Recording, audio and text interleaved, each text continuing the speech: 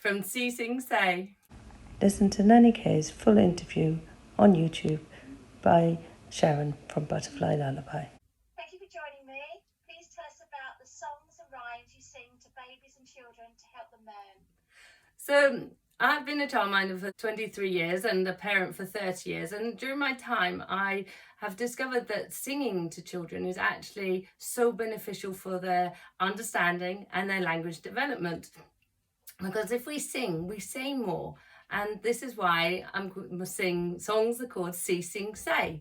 So when we see something, I sing about it, and it helps the children say more. In the daytime, we do so much with the children, but a lot of the time we don't actually give them the language that they need to communicate back with us. So if we ask a child to have lunch or go to bed or go to the toilet, we don't explain enough a lot of the time, and a lot of the time we talk very short sentences to them.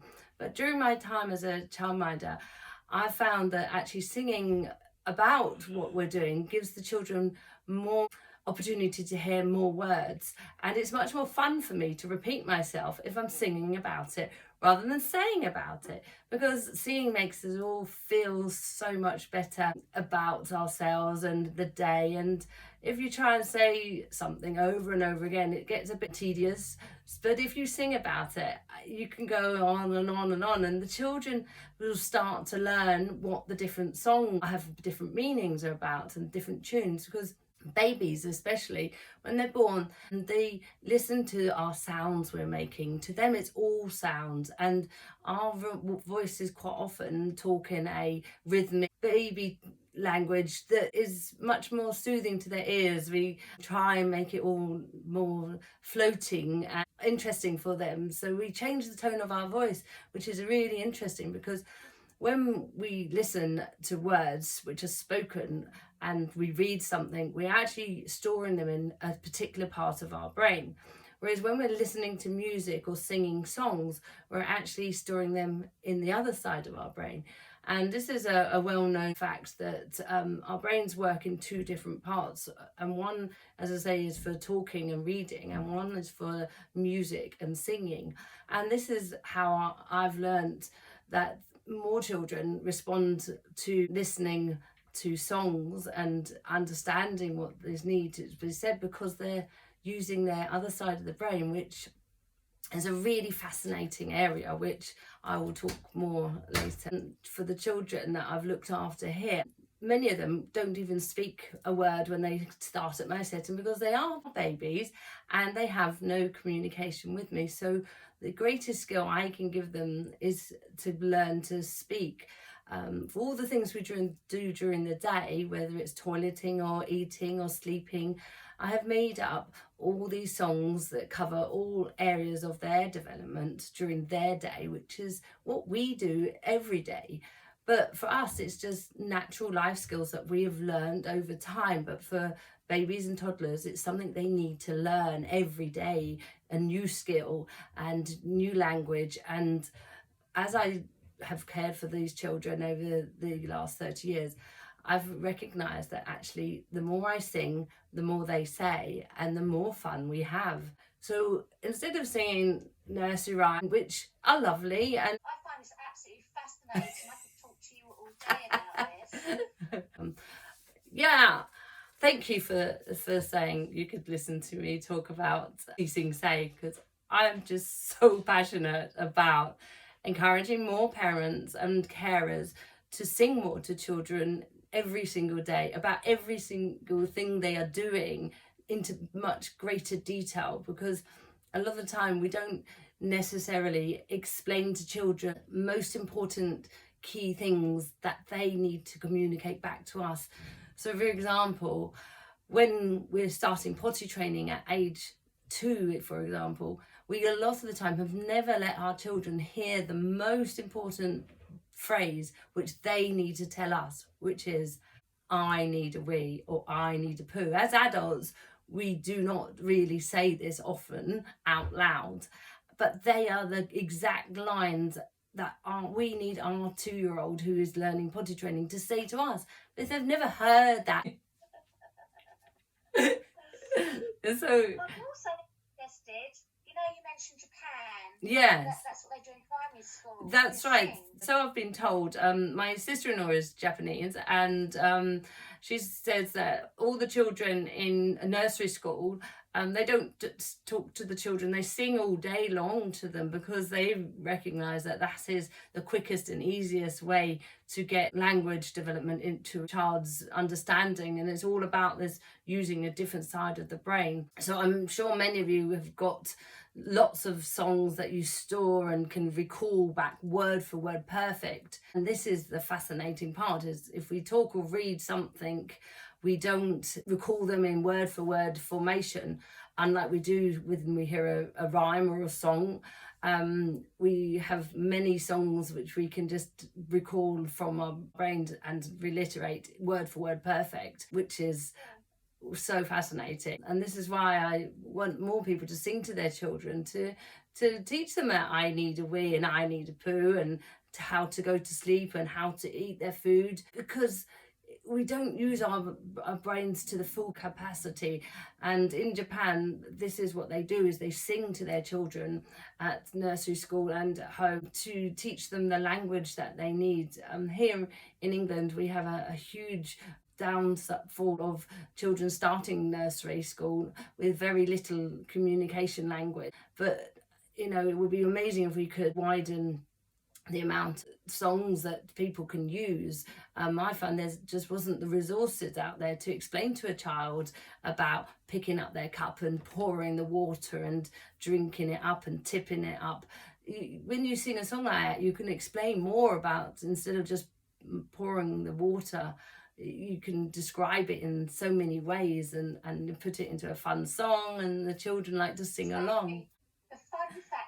That's what they need. That's right, they do. And the children and us adults, we get so much enjoyment out of music. It produces endorphins, it brightens our day, and it gives us so much pleasure. It's just not used enough at this very early stages, I feel, in a useful way. We love to sing Twinkle Twinkle Little Stars to our babies, and that's one of my favourite songs. And I came across so many babies who could hum that tune before they had the ability to say a single word. They'd learned that tune and they can reiterate this humming and making sounds to communicate with me because they've heard it many times. But if we sing our nursery rhymes, which are lovely, but don't give children actual language for them to communicate with you on a day-to-day basis. For example, Little Miss Muffet sat on her tuffet eating her curds and whey. When in our days, lives right now, do children use those language of using those words? Because they don't need them to communicate with you about the things that they're tired, or they're hungry, or they're sleepy, or they're angry, or they're frustrated, or that they don't use those languages to communicate with us, to tell us what they need. But if you are able to sing a song and teach them, I need a drink, I need a drink, what do you think? I need a drink. Something like that. And I make up so many little rhymes all day long, which are just a lot of the time nonsense, but I've compiled a whole load of them which have got real depth and meaning and are so helpful for children to learn about what we're doing and make your day fun and their day fun, because that's what it's all about. Singing brings joy to many people, and I wish it was used a lot more. But I recognise that there wasn't the resources out there, hence why I've created all of these songs in all different areas of development for children to cover a whole wide range of scenarios. But it's things that every child everywhere does all day and every day, and that just gives them the language that they need. Interestingly, the children I have come to me that when lockdown started, I haven't seen a lot of them over this time, and their parents tell me that they are still singing the song that I sang to them when they were just like 1, 2 years old, but they wouldn't sing back to me. They now will sing those songs to those parents who've never heard those songs before, because they're my songs that I made up and would sing to them. But now they have the language development, and they're older, 2.5, 3. They're now singing to their parents those songs that I taught them. And I'm hoping a lot of those useful sentences that I describe in my songs are helping them with their communication and language. That's lovely. What a compliment. It is, yeah, and really interesting. I work with many families who've got children with speech and language development, autism. A lot of the time, those children can't talk to their parents, can find communication so frustrating, but they also learn songs, and there's such an amazing feeling when your child that doesn't talk to you hardly then starts singing the ABC song or Postman Pat song or the Wheels on the Bus song, and they're like, wow, my child can't speak to me, but they're now singing a song. And I'm like, yes, this is what it's all about, is because the autistic children and the children with speech and language, they're using these two different sides of their brain for talking, and language is so difficult for them, but they will have this storing ability with their songs, and they can recall the songs and sing them word for word perfect, which is just phenomenal. And this is why I so wish more parents would use this amazing skill that we have all the ability to do. Even if you don't like singing, you can say these things in rhyme, and rhyme is the key because it brings natural rhythm. When you speak in rhyme, you hear it all the time. It goes round and round. And saying many years ago, before we wrote down or recorded, or the only way of communication people had was talk or singing. And the songs that have been passed down through hundreds of years, through generation, from parents to children, from grandparents on through life, have all been sung, these nursery rhymes, these little rhymes, the poems, and they've been passed down through generations. And they've done that because they've been stored in our brains in a different way. Yet a conversation that people have had has not got any ability to be passed down in the same way that when you sing a song, you're passing that on to the next generation, and it continues. And before we could read and write on paper, this is how we would communicate, and this is how many songs and stories have been told through time, because we've sung them and they've been stored in our brains on the right side or the left side. I don't know which way around it is, but I'd love to know more about that side of the functioning of the brain, because I've also read and heard about when adults have strokes or heart attacks or get Alzheimer's when they're old. The one common thing that people say is they can't talk very well, but they still can sing their favourite songs and join in. And it's incredible. And they recall songs that they've heard from their childhood, from their young adult lives, and they're old, and now they're remembering those songs because they're stored there forever, locked in their brains, and can reiterate them when they have a trigger. And a trigger can be a few notes of music or an object that you see. And triggers are visual or a hearing sound that you hear or see, and it triggers those memories from years ago, and it unlocks that part of your brain that has stored these songs that you then access, and then can sing word for word perfectly, which is just fascinating, because a lot of the time these people who are struggling at the end of life have little to communicate. And I just wish that one day maybe we can recall those songs we learnt in our childhood, and they will be able to say, I need a wee, or I need a drink, help me, help me, help me, please. Because wouldn't that be a wonderful amazing feeling for everyone if the communication was still alive and able to access if we're using and singing rather than we're talking.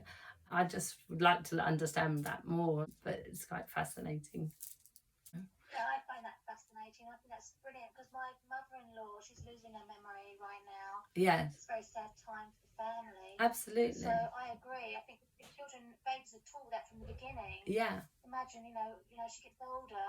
Yeah. Help her a lot, or help, older people a lot later on. Yes, I would love to see the science in that and understand just to give people some extra help during a difficult time. Exactly. I was talking to an ex-design teacher in the UK on the Dyslexic Community Forum.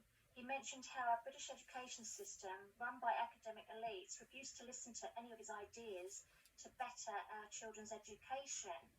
What are your thoughts on our education system? So, very interesting. I am also dyslexic. I struggled as a child through school, was offered remedial extra English classes to help me with my language because I was behind my peers. The only things that I really enjoyed and I could focus on and I absorbed and learnt really easily and really quickly were actually songs again. And it's taken me a long time to recognise that that's how I learnt best as a child. And I would sing at school or in the choir at church or in our local youth groups, Guides and Scouts. And we would sing lots of songs for shows. We'd be given the piece of paper, but being dyslexic, the words on that piece of paper would just jump around. I couldn't follow them. I couldn't read half of them. So how I learnt to sing along with everyone else was just by listening to the words and learning them through singing rather than through reading. And it just reinforces that to myself about how we're using this different part of our brains. As dyslexic children have a different way of working, and what worked for me was reading books or listening to books rather that my mum would read to me, which were in rhyme. Some of my favourite stories as a child wrote the story in rhyme, and I found this helped me all the time to follow and to understand because it is being stored there and we're listening with a different part of our brain. And so when I was at school, if I had any work that I had to do by reading in a book, I couldn't read it very well, couldn't understand it very well. But the songs that we would sing during class, music classes or in my out of school activities, I had so much fun then. It was such a enjoyable time for me because it made me feel good. It meant I could join in, whereas in class when a teacher would ask you to stand up and read out loud to the class, it's horrifying. It's just like asking you it's just asked you to do the impossible.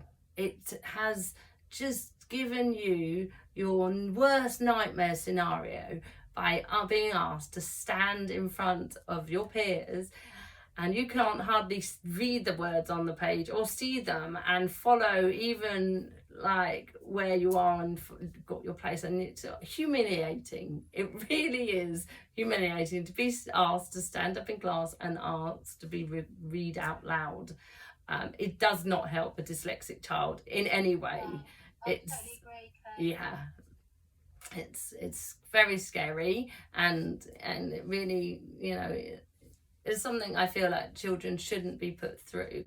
It's given me scars of standing up as an adult and talking, and it's only been in the last year or two I've actually been able to feel confident enough to stand up and to speak and talk about my experiences to others. Whereas when I was a young parent and I would take my children to mother and toddler groups, my favourite time was singing time, because I could sing all the nursery rhymes with my children and with the other parents. And eventually they asked me if I would lead the group by singing the songs. And for someone who's never felt confident to share or be the lead person in anything. I felt very like, you know, very excited that they wanted me to lead the group for the singing time, because that was my favorite time. It was something I could do well. It was something I was passionate about, singing nursery rhyme songs to families who've never heard. A lot of where I lived, we had a very vast ethnic diversity, and a lot of the families there had never heard these English nursery rhymes, and they were fascinated, and they were desperate to teach their children both their home language and English. And for them themselves to learn a nursery rhyme song was a great way for them to teach their children some English. And so I led these mother and toddler groups singing times for many years, and got so much enjoyment out of sharing my passion of singing to families and children, and seeing their faces and watching them dance and clap and join in. And over time, the babies and the toddlers would learn the songs and be able to join in and sing along, and giving them those language opportunities, which is so vital during their younger years. The more they hear, the more they will say. But a lot of the time, us parents don't know what to say, or because we don't get a response back from them. And that's the hardest thing, is when you have your baby, they don't communicate with you apart from crying. Now, my dear daughter and her husband have just had twins, and you can imagine twins as newborns, it's like amazing, but also very scary, because they just cry all the time. But the crying is the only way of communicating, and it's never a bad thing when a baby cries. It's just their way of speaking to you, because that's all they know. They don't know yet about sound and letters and language and words. They've never heard any of these, and all they have got, the only skill to communicate with you, is to cry. So I've explained to my daughter and son-in-law that it's fine. The baby cries, and then we find out what they need, whether they need just some love and a cuddle, they need some food, or they need a nappy change, or they're tired and they need to go to sleep, and they just want to be close to you. But it's crying is the first stages of language and communication. And what we need to do as parents is we need to enable our children to be exposed to as much language as possible during those first years of their lives, when they are learning the most.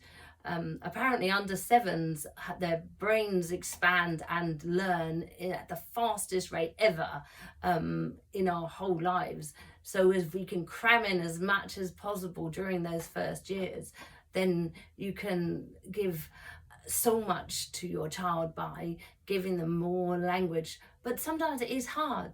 It's hard, so hard to talk to a baby that's not talking back, because that's sometimes the hard thing, to talk to someone when they're not responding back to you. Even myself as an adult, you start to question, is someone actually there listening to me? Because there's no response. I think, oh, I'm on my own talking to myself, and it's not something we're comfortable with all the time. But talking to someone and explaining things as a conversation is so much more rewarding. But you don't get this with a baby. You don't get the response verbally. All you can get is a smile eventually, or them listening and watching what you do with your mouths and your faces and your expressions. They concentrate on your face the most, and the sounds they hear, and they are processing all of this information in and storing it in their brains. So they're listening on one side, and the sound for music is waiting for you to sing to them, and then they'll absorb more if you sing more, and that means you say more. So yeah, I can't express the moment. And even parents say that they sing to their babies while they're still in their tummies. It is something they encourage during pregnancy to listen to music and sing and talk to your child still before they are born. But the minute they're born, continue that so much more if you can, to give your child every opportunity of the day to hear what you're talking about. And I do it by just describing what I'm doing. If I'm picking up the plate or picking up a spoon, I'm poking with the fork and scooping with the spoon. I'm explaining more to give children more language, because the more they hear, the more they say. And during those early years, it's so vital that we give as much as we possibly can. But I know it's difficult to sing to a baby when you've got them not responding back, but that is the key time to start. And if you start young, by the time they get to 2, they know all the potty songs. They know what a wee and a poo go in the toilet, and the nappy, and the be able to flush it away with you, because it's so much fun. You've sung all these nappies and happy nappy songs to them while you change them. But don't start potty training at 2 when you've never spoke to them ever before about happy nappies and poos goes in the toilet and the wees, because it's all new to them. If you've never introduced it at an early age, if you start from day 1, they've always heard these words, and they can associate with the songs and with the actions that we do to illustrate what works and what we need to learn. So yes, I I love it. Because the ex-teacher also said that he used rhythm to help his dyslexic daughter to learn. yes. She's now in university, so his way of learning. I mean, I've used singing stories with my daughter, and she loved it, and now she loves reading, writing, and spelling, and she's a bookworm. So it definitely does work. Yes, it does. It really does. And there are a few people out there who understand this concept about the power of music in learning. And it just frustrates me that we don't use it as much as we could do. Because like in schools, for example, they've discovered that Tidy Up song, which is a great song. You can get 30 children in a classroom to do something all at once by playing or singing the Tidy Up song. And guess what? They'll all tidy up and they all have fun, and it's all great way.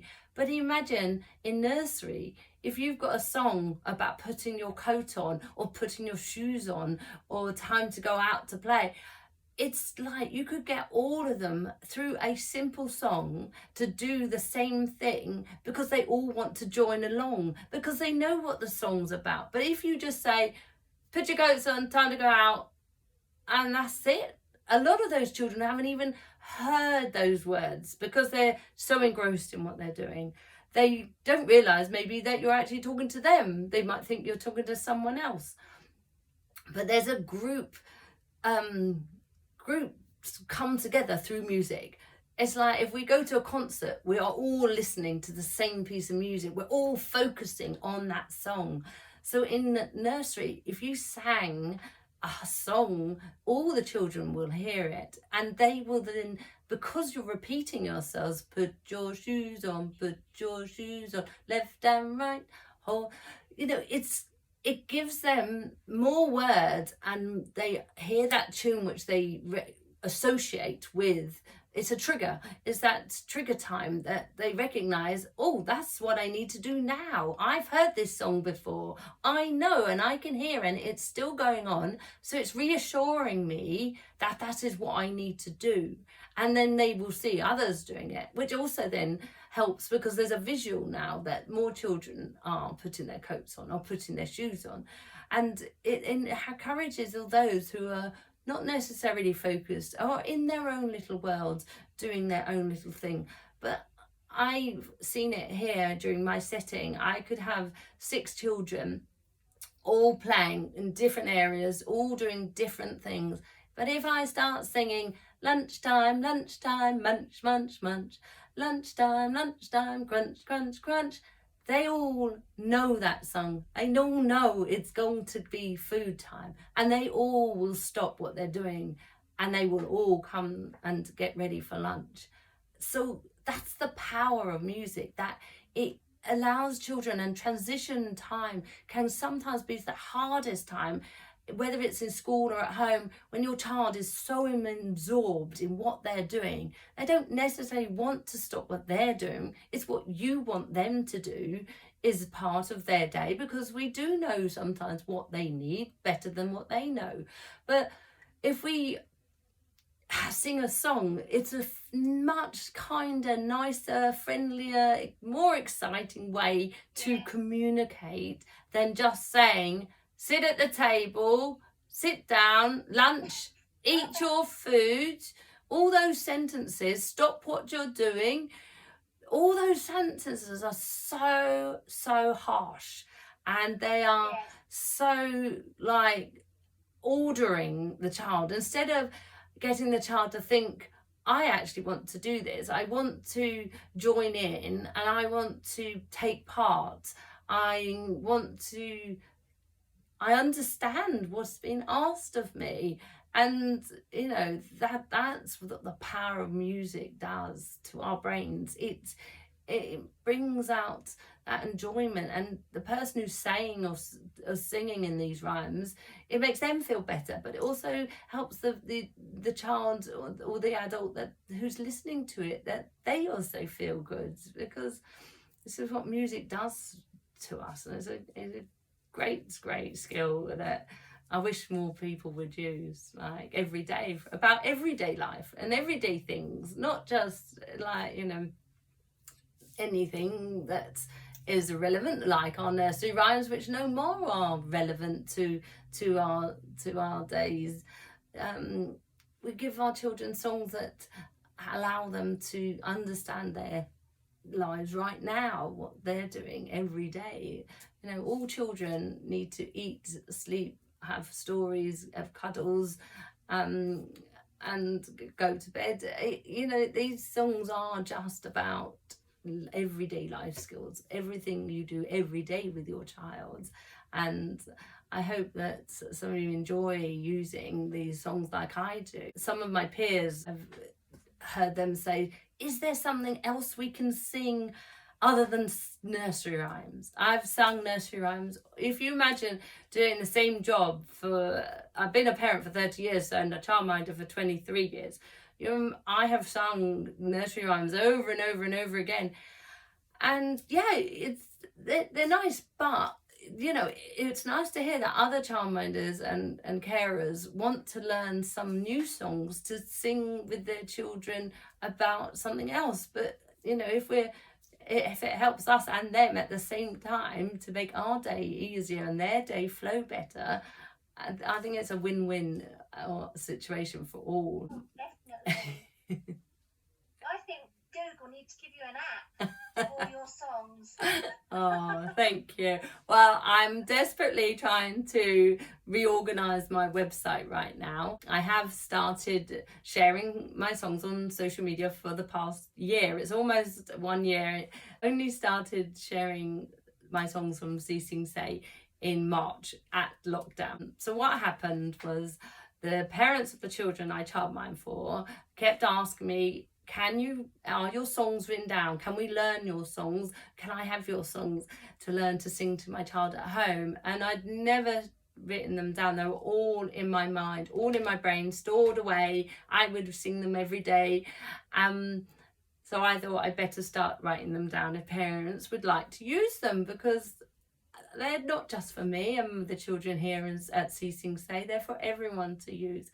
So I wrote them all down and I started sharing them, and I wanted to have a meeting with my parents, but it was organised for the March when we went into lockdown, so I couldn't do my meeting. So the next best thing I thought was, I will share on Facebook live chats so they can hear what I was going to say at our very first meeting, which couldn't go ahead because of COVID. But now I've been sharing my songs all over social media, and people enjoy using them and listening to them. And it's lovely when I hear back from parents who say, oh, they love that song, or they even ask me to write them a song.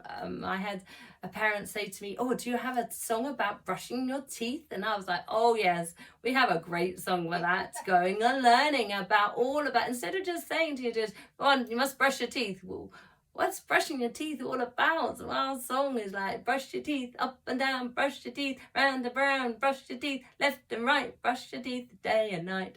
And it just encourages your child. And I say, just play that. You can show them with the actions, because that's always good, but you can't brush your own teeth and sing at the same time.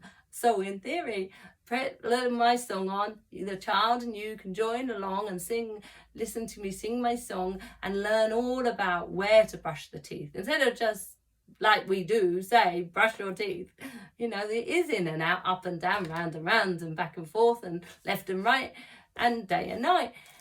But that's so much more fun than just keep saying, brush your teeth, or brush your teeth more. Yeah, I think the trouble is, I think some adults forget that children are children, and they want to be a child, not an adult.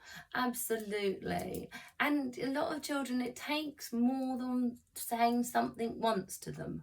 I quite often find children don't even hear the very first line of what I say to them. A great tip to do is to call their name, because they will normally respond to the name and hear that you're actually talking to them. So saying their name first before you speak to them is a great little tip. But even when you do speak to them, if they only hear something once, you as an adult, I think it's something like 3 seconds is all the time you wait to have a response from another adult. Whereas a child, they've got to hear what you say in the first place, process it, think about the answer, and then respond. And you expect this all to happen in under 3 seconds? You know, our brains are quite clever and do respond quite quickly. But when you're talking to a child that is still learning and processing, and like myself, I understand as a dyslexic, a lot of those wires in your brains aren't connected, so the paths that we process aren't linked, so those paths get lost, and they're not connected to be able to find the answer if you've even heard it in the first place.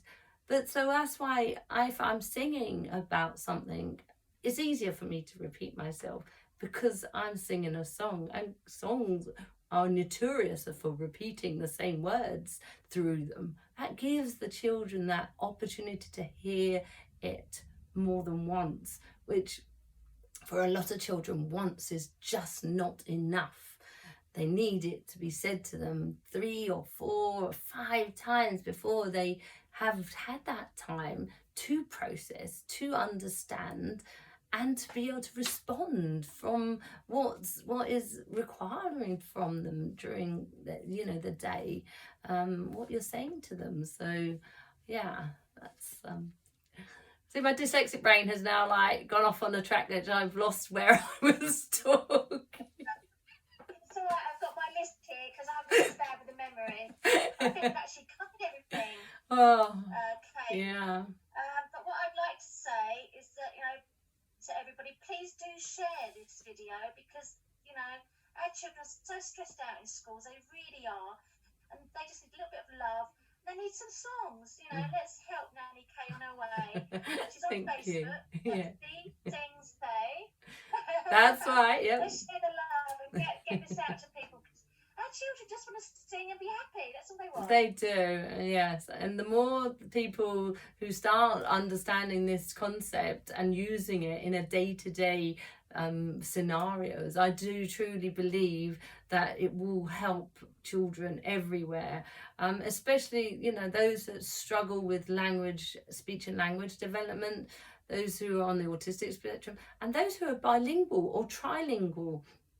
I've interestingly, I'll talk to you a little bit about the trilingual children that I've had at my setting. Their parents have both come from have their own nationality and their own home tongue, so they both wish to teach their children their home language, which is fantastic. I've always supported bilingual or trilingual children, and they need me to teach their children the English, which is great. And a lot of the time the children start at my sitting with no English because they've only heard their parents in their mother tongues. So they come to me, and in one particular family, a little boy came to me and he cried every day for a long time because it was new to him. He'd never been from home without his mum or dad. And now, particularly with COVID, there are children who are a year old now who've not seen anyone else apart from mum and dad. And if they're learning just their home tongues, they've never heard a word of English. And for them to start school in another 2 or 3 years, it's going to be very difficult. So when these children come to me here, I will sing to them. And it's amazing that when you sing to a child who's crying, that normally soothes them, it normally comforts them, and it helps them to feel relaxed, and it makes them feel warm and loved, and it's okay to be here without mum and dad. And what I did for many years is sing the nursery rhymes.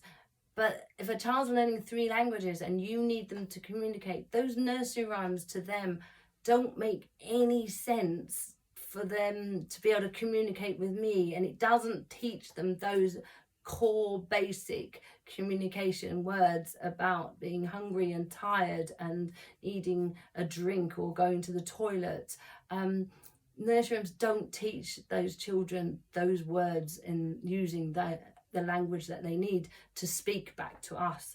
And this is what language I feel we fail a lot of the time to do, is we don't say the sentences that we expect the children to say to us. And if they don't hear it from us in the very, very first place, how are they ever going to be able to say it to us? Now, I thought about this long and hard when this little boy who was almost 2 then needed to learn about toileting. Now, for a child who's never heard any English and starting to learn, we like to teach children body parts like eyes and nose and mouth and ears. You know, that's a great visual if we use our hands. Use my hands a lot with children. If you need a drink or something to eat, signs is a fascinating language skill that babies can learn. That if they need something more, they can do this action. They can't say the word more. They can't say drink. They can use their hand to gesture that they need a drink. They need some milk. And these things, sign language, whether it's British Sign Language or Makaton, we use hands to communicate with children who can't speak to us yet, regardless of age or ability. All those children who can move can learn to use language through signing, which is signing go hand in hand with singing and rhyming, because I understand the amazing benefits children get with signing. So the little child that I had who had no English, I sang songs and he then understood more because I would say more to him. And eventually the best feeling I got was when the parent said to me one day, my child had the first almost 2 years of his life never heard any English, and now he's 3, he speaks more English than he does his 2 home tongues that we talk at home to him too, which is just giving me the best feeling ever. That is like, well, look, I only had him for 15 hours a week, and then he slept quite a lot of that time, being young as they do, and it's great to know that my songs are getting through to him. But it gave him that useful language of I need a wee. So then that's what I was talking about, wasn't I? The body parts. So if you'd learn about eyes and nose and mouth like we do, well, when it came to I needed the child to say to me, I need a wee. Now, if you went to a child, what's need and a wee? Well, if you said nose needs a wee, or ear needs a wee, or a mouth needs a wee, that's quite hilariously not what we say. But is we've taught children these are our eyes, and you see how confusing language, especially English language, can be. Is like, I've just taught this child that these are our eyes, and ears and nose and mouth, and then I'm saying that I need a wee. That's what I want him to say to me. But you could hear me say I need a wee, but isn't it funny when you say ear needs a wee or nose needs a wee? It's hard sometimes to grasp those concepts as like what we need to a child to say to us. But a lot of the time, adults never even say that sentence to that child, but we expect them once they start toileting to say those things to us. And this is what most of my songs are based on, is like giving children those language like I'm sorry or yes please, and you know, just to give them more of what they need to communicate back with you on a day-to-day basis, rather than words that they don't necessarily hear or use themselves. The songs that we've passed through generations, through time, a lot of them aren't relevant for right now and today, what your child needs to learn. And yeah, I was going to say something else. I had a trigger moment come to me, and now I've lost my track where I was going with that. But I hate that.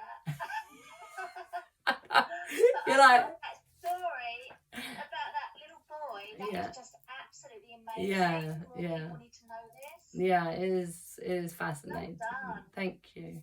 I'm going to have to go and make my daughter some food. Okay. I need some food. Yes, yeah, it's lunchtime, munch. I'm hungry. Well, this has been a real pleasure, and I've really enjoyed our chat today. Thank you for interviewing me. I can't wait to do it again. Yeah. And just, I mean, I used to write for London Mums magazine doing art and crafts. And I'm sure she would love this. So I'm hoping to get the video finished and up and running on YouTube and send it to her. I'm sure that her mums would absolutely adore this. It's so interesting, and that's what we need. We need more people to see it, don't we? Yeah, we do. Because, you know, especially at the moment, I've heard many people saying they're looking for something different, way of, you know, caring for children, and something new and exciting and fun, and that's what singing brings people, joy and fun, and so, you know, I'd love it if more people could access my resources that I have been creating for families.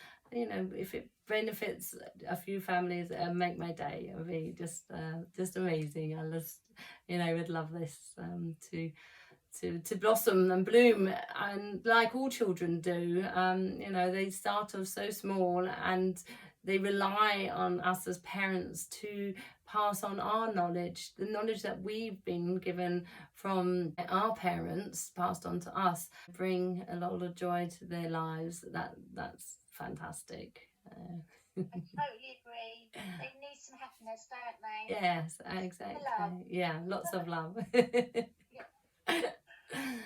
Lovely talking to you, Kate. Thank you and so much. I'll put your links down in the description on YouTube as well, so that everybody can click on them and follow you. Thank you. I just can't wait to hear more about your journey. Thank you so much. It's been a pleasure, Sharon. I'll speak to you soon. Yeah. Okay. Take a look at seesingsay's website, meet the stars and sing a few new songs.